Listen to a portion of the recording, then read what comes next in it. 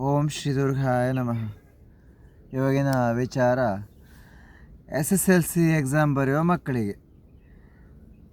ವೀಕ್ಷಕರೇ, SSLC exam ಬರೆಯಲು ಪುಸ್ತಕ ಓದಿದ್ದು ಸರಿಯಾಗಿ ನೆನಪಿರಬೇಕಂದ್ರೆ ಏನು ಮಾಡಬೇಕು ಅನ್ನೋದನ್ನು ನಾನು ನಿಮಗೆ ತಿಳಿಸ್ಕೊಡ್ತೇನೆ. ಹೌದು, ಪಾಪ ಕೆಲವು ಮಕ್ಕಳಿಗೆ ಏನಾಗ್ತದೆ ಅಂದರೆ ಪುಸ್ತಕ ಎಲ್ಲ ಓದ್ಕೊಂಡೆ ಹೋಗಿರ್ತಾರೆ, ಎಲ್ಲ ನೆನಪಿರುತ್ತೆ, ಹೋಗುವಾಗ ಎಲ್ಲ ನೆನಪಿರುತ್ತೆ. 2-3 ಸಲ ಅವರು ಒಂದು ಸಲ ಓದ್ಕೊಂಡು ಆಮೇಲೆ ಒಂದು ಸಲ ಹೇಳ್ಕೊಂಡು ಹೋಗ್ತಾರೆ, ಎಲ್ಲ ನೆನಪಿದೆ ನನಗೆ ಬರೆದು ಬರಬೇಕು ಅಂತ. ಆದರೆ ಅಲ್ಲಿ ಎಕ್ಸಾಮ್ ಬರೆಯುವಾಗ ಕೆಲವೊಂದು ನೆನಪಿಗೆ ಬರೋದೇ ಇಲ್ಲ. ಎಕ್ಸಾಮ್ ಬರೆದು ಬಂದ ಮೇಲೆ ಎಷ್ಟೋ ಹೊತ್ತ ಮೇಲೆ ಅದೊಂದು ಮರೆತು ಬಿಟ್ಟೆ ಅಂತೆಲ್ಲ ಆಗೋದು ಎಷ್ಟೋ ಇದೆ ವಿಚಾರಗಳು. ಅರ್ಥ ಆಯ್ತಾ? ಅದಕ್ಕೆ ನಾವು ಹೇಳೋದೇನೆಂದರೆ, ಮಕ್ಕಳೇ, ಹೈಸ್ಕೂಲ್ ಮಕ್ಕಳಿಗೆಲ್ಲ ಹೇಳೋದೇನೆಂದರೆ, ನೀವು ನಿಮ್ಮ ದಿನಚರಿ ಹೇಗಿರಬೇಕು, ಹಾಗೆ ಆಹಾರ ಪದ್ಧತಿ ಹೇಗಿರಬೇಕು ಒಂದು ಎಕ್ಸಾಮ್ ಮುಗಿಯೋವರೆಗೆ ಅನ್ನೋದನ್ನು ನಾನು ನಿಮಗೆ ತಿಳಿಸ್ಕೊಡ್ತೇನೆ. ಮಕ್ಕಳೇ, ನೀವು ಕರೆಕ್ಟ್ 2:45 ಅಂದರೆ ಎದ್ದುಬಿಡಿ. ಬೆಳಿಗ್ಗೆ ರಾತ್ರಿ ಸ್ವಲ್ಪ ಬೇಗ ಮಲ್ಕೊಬೇಡಿ, 8-8:15 ಅಂದರೆ ಮಲ್ಕೊಬೇಡಿ. ಬೆಳಿಗ್ಗೆ ಕರೆಕ್ಟ್ 2:45ಗೆ ಎದ್ದು ಸೀದಾ ಸ್ನಾನ ಮಾಡಿ, ಬಿಸಿನೀರು ಅಥವಾ ತಣ್ಣೀರು ರೆಡಿ ಇಟ್ಕೊಳ್ಳಿ. ಸ್ನಾನ ಮಾಡಿಕೊಂಡು 15 ನಿಮಿಷದಲ್ಲಿ ಸ್ನಾನ ಮುಗಿಸಿ ದೇವ್ರ ಮುಂದೆ ಕೂತ್ಕೊಳ್ಳಿ, ನಿಮ್ಮ ದೇವ್ರ ಫೋಟೋದ ಮುಂದೆ.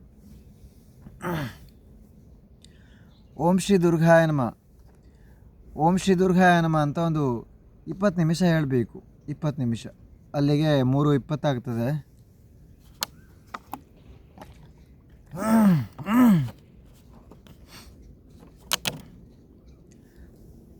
ಆಮೇಲೆ ನೀವು ಪುಸ್ತಕನ ಓದಲಿಕ್ಕೆ ಶುರು ಮಾಡಿ.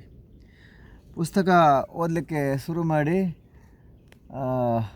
ನಿಮಗೆ ಕರೆಕ್ಟಾಗಿ ಎಲ್ಲ ನೆನಪಿರುತ್ತದೆ, ನೆನಪಶಕ್ತಿ ಚೆನ್ನಾಗಿ ಆಗುತ್ತದೆ ನೀವು 20 ನಿಮಿಷ ಮಂತ್ರ ಹೇಳೋದ್ರಿಂದ ಅಮ್ಮನವ್ರದ್ದು.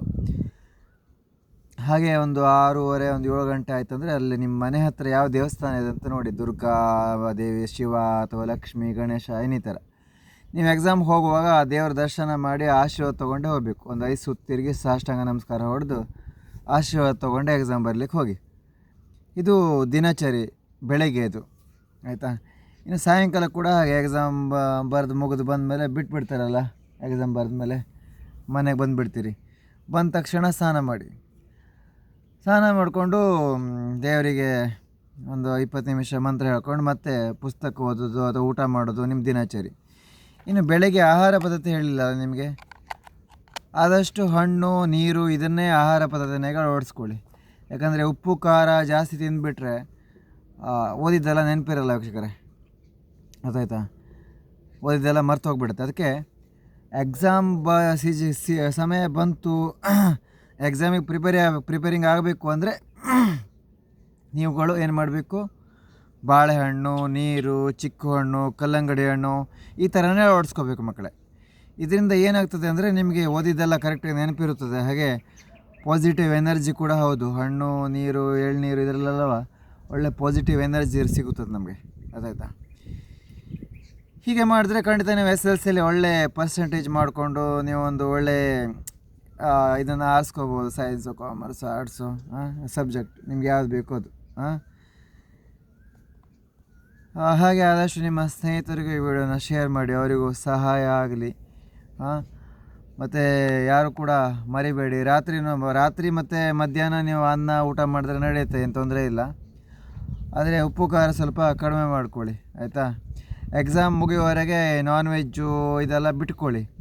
ಯಾಕಂದರೆ ನಾನ್ ವೆಜ್ ಎಲ್ಲ ಕರೆಕ್ಟಾಗಿ ತಿಂದುಬಿಟ್ರೆ ತಲೆಗೆ ಹತ್ತಲ್ಲ ವಿದ್ಯಾಭ್ಯಾಸ, ಅರ್ಥ ಆಯ್ತಾ?